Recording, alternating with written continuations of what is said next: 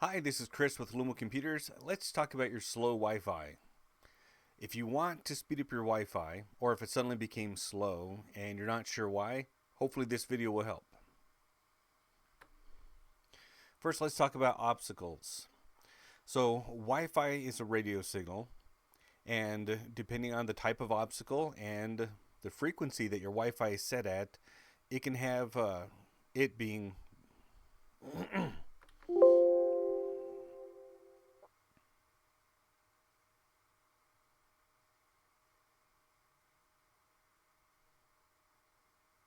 Hi, this is Chris with Lumo Computers. Let's talk about your slow Wi-Fi. So there's several reasons why it could be slow, and hopefully this video will help you speed it up, especially if last week it was working just fine and this week it's just crawling. So let's talk about the first thing, which is obstacles. Obstacles being really anything, but more specifically, the walls in your home or your business. So Wi-Fi is a radio signal, and some of the radio signal gets absorbed by obstacles or even scattered. But let's talk about absorption. If your walls are made of wood and drywall, you can see on the left here strong Wi-Fi signal and a little bit weaker as it goes through. The more walls you have in your house, or the more walls it needs to penetrate to get to wherever you are, the worse the signal is going to be. So multiple walls creates more signal loss. It's just the way it is. It's one of the trade-offs for being portable and not having to run network cables all over your house or all over your business. More walls, more signal loss. So you're going to want to pay attention to where you put your Wi-Fi router, or honestly, where your computer is. If the wall happens to be made out of brick or concrete, you're going to have much more signal loss. And if it goes through multiple brick or concrete walls, you may not be able to get a signal at all. It may be so weak that your computer can't actually connect. So that's one consideration to speeding up your Wi-Fi, is move your office or move the Wi-Fi router so it's not going through so many walls. Other things such as appliances, especially microwaves and refrigerators, because they use electricity all the time, they're going to interfere. So it could just be move your computer or your Wi-Fi router 3 feet to the left. That may be the only thing you need to do. The second thing you should do is locate your Wi-Fi router in the center of your office or the center of your building. One thing it will do is it will equalize how much signal you get to the rest of the building, and it's very likely that you won't have to penetrate so many walls in order to get the signal. But if you've done that, if it's in the center of your building, you may need additional Wi-Fi routers. Now there are two different kinds. There's just Wi-Fi extenders, which don't really extend it. Instead, they create another Wi-Fi network. That can be useful if your computer is located in a room and never moves.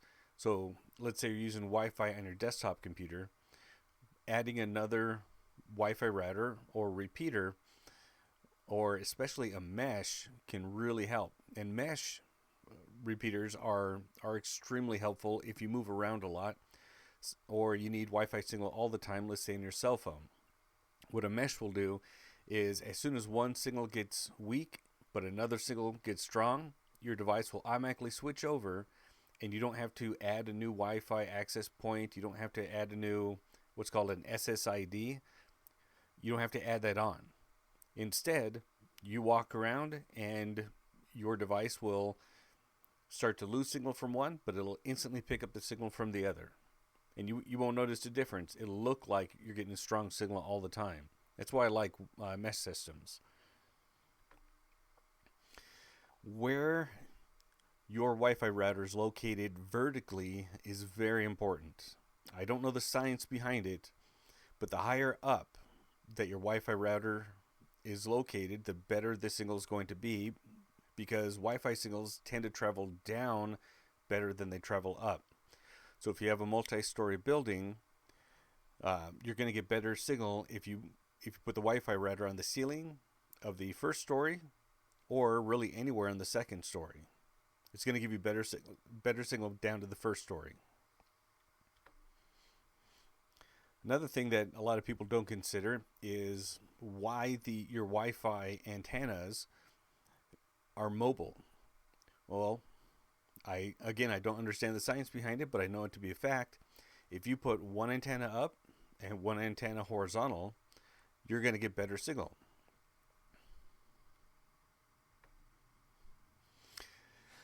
So Wi-Fi comes in two different spectrums. Let's call them flavors.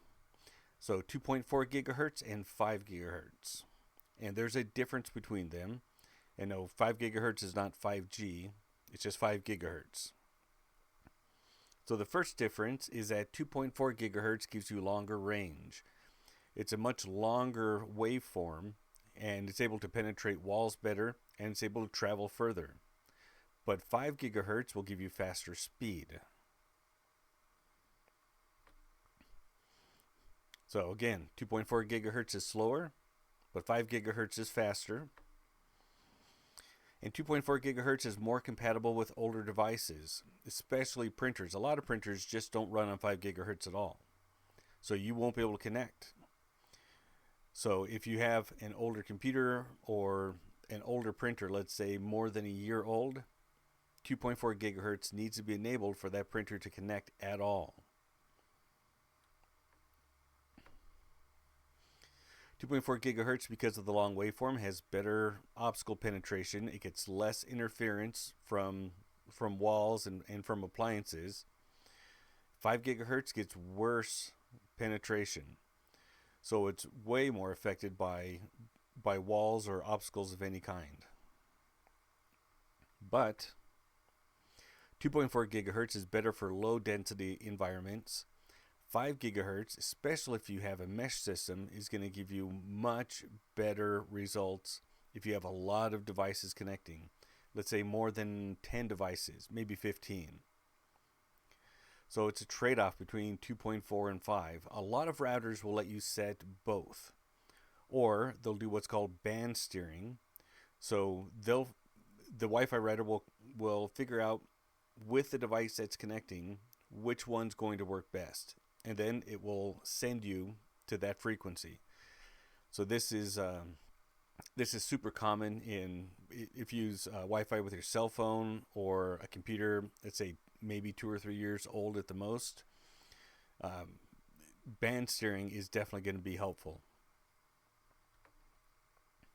This is a screenshot of my network at the office here, and this is a 2.4 gigahertz spectrum. Now if you look here at all these lines, you can tell that channel 6, because there's lots of different channels or frequencies that this can run on, channel 6 is super crowded. So a lot of Wi-Fi routers, usually not the ones that you get from Sparklight or other service providers, but ones you buy at the store, can actually take a snapshot of the environment to let you know which channels are crowded.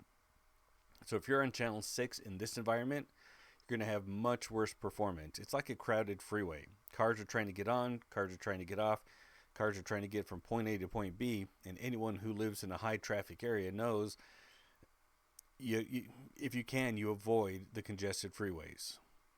So by changing your channel to one that's less congested or completely unoccupied, that can help speed up your Wi-Fi a lot.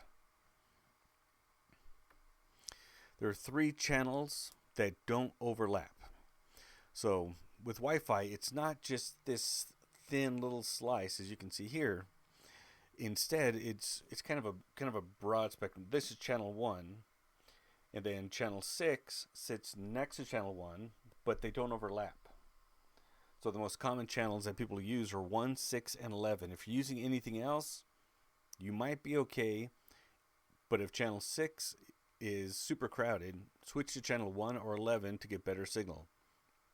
Now this might not last forever, because your neighbor or all of your neighbors might say, wow, channel 6 is really full, I'm going to switch to channel 11, which is where you are, and now channel 11 is full. So this has to be checked once in a while. Here's a screenshot of the 5 gigahertz spectrum at my office, and pretty much everybody is on the low end of the channels. But 5 gigahertz is a lot different. There aren't just 3 main channels that you can use. There's a lot of channels, and they all serve a different purpose. So for indoor access points, channels 36, 40, 44, and 48, those are the ones that are allowed. And yeah, you can switch to a channel that's technically not allowed, and you could get in trouble, especially some of the channels that overlap with radar. So radar could be anything from air traffic control to a cop sitting on the side of the highway trying to catch speeders. If you interfere, you could get in trouble for that. So for indoor, stick to channels 36, 40, 44, or 48. For outdoor applications, so if you have an access point that is, let's say, providing Wi-Fi to an outdoor auditorium or just to a public area, channels 149, 153, 157, 161, and 165 can be used. Now here are the ones that are restricted if your device doesn't support something called dynamic frequency selection. These are channels 52, 56, 60, and 64. This is what radar uses. So what happens with dynamic frequency selection is if you have it and if it's enabled on your device, then if it detects that a radar is in use, it'll instantly switch to a different channel so it doesn't interfere. This is why we don't use these unless we have to, and if we have to make sure dynamic frequency selection is enabled. There are other channels for outdoor and high power. These would mostly be used for, let's say, point-to-point contacts between buildings. So what's known as a building bridge. Those are channels 149, 153, 157, 161, and 165. Now that I gave you all that info, for the home user, stick to the indoor channels, 36, 40, 44, and 48. If you follow these tips, you should be able to increase your Wi-Fi performance. But if you're stuck, if you can't figure out what's going on, I have tools I can bring out to your site, and I can help you figure out what your environment looks like and which channel you should be on. And if your router can actually switch channels automatically when it detects that everything's congested. So give me a call or visit lumocomputers.com, and I'll be happy to help you out.